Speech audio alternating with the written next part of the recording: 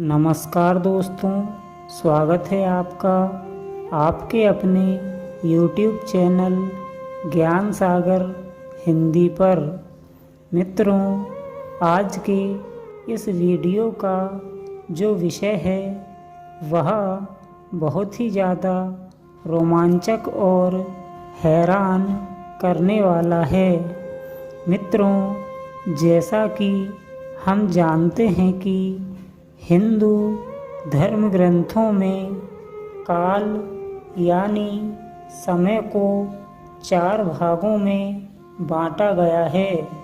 सतयुग, त्रेता युग, द्वापर युग और कलयुग।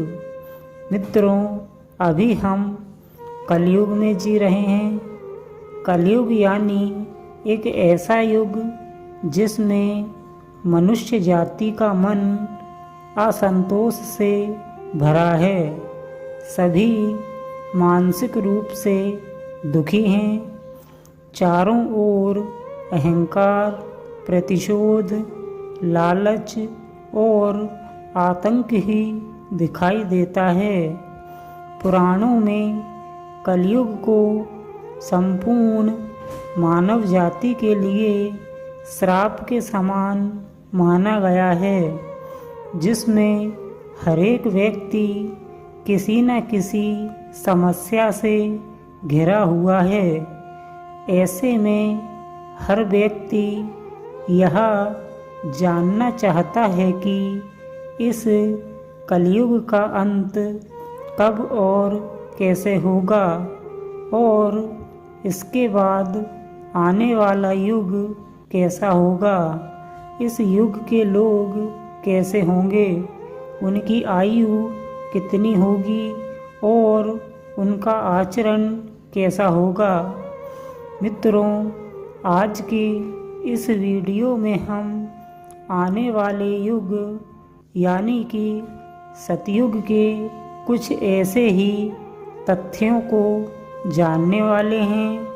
इसके लिए मित्रों, वीडियो के अंत तक बने रहिए और अभी तक आपने चैनल को सब्सक्राइब नहीं किया है तो चैनल को सब्सक्राइब कर लीजिए और घंटी वाले बटन को दबा दीजिए ताकि वीडियो का नोटिफिकेशन आपको मिल सके। तो चलिए दोस्तों, जानते हैं आने वाले युग यानी कि सतयुग के इन तथ्यों के बारे में। मित्रों, धार्मिक ग्रंथों के अनुसार युगों के परिवर्तन का 22वां चक्र चल रहा है और भगवत गीता में भी इस बात का वर्णन मिलता है। भगवत गीता के अनुसार परिवर्तन ही इस संसार का नियम है। जिस प्रकार दिन के बाद रात होती है, ठीक उसी प्रकार एक निर्धारित कालखंड के बाद इस सृष्टि में युग का परिवर्तन होना भी एक अटल सत्य है। मित्रों, जैसा कि हम जानते हैं कि युगों को 4 भागों में बांटा गया है और अभी जो चल रहा है वह कलयुग है, जिसमें संपूर्ण मानव जाति कई प्रकार के कष्टों और परेशानियों को झेल रही है।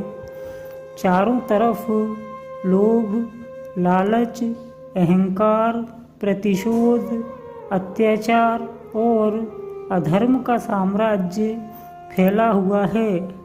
ऐसे में कलयुग के अंत को लेकर कई भविष्यवाणियाँ भी की गई हैं। श्रीमद् भागवत गीता के अनुसार जब संपूर्ण पृथ्वी पर अधर्म का साम्राज्य फैल जाएगा, तब भगवान विष्णु का कल्कि अवतार होगा, जो संपूर्ण पृथ्वी से अधर्म का विनाश करके धर्म की स्थापना करेंगे और इसके बाद आने वाला युग सतयुग के नाम से जाना जाएगा।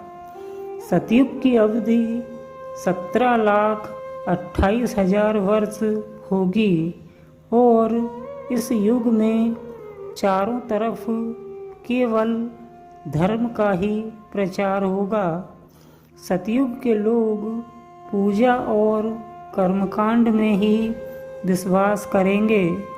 इस प्रकार संपूर्ण मानव जाति सतयुग में भौतिक सुख की जगह केवल मानसिक सुखों को ही महत्व देगी। मित्रों, सतयुग के बारे में कहा जाता है कि सतयुग में धर्म के 4 पैर थे। कहीं पर भी कुछ भी गलत नहीं होता था, जबकि कलयुग में सभी जगह अधर्म और अत्याचार जैसी घटनाएं होती हैं। सतयुग एक तरह से बिल्कुल राम राज्य था और इसके मनुष्य कलयुग से एकदम अलग प्रकार के थे।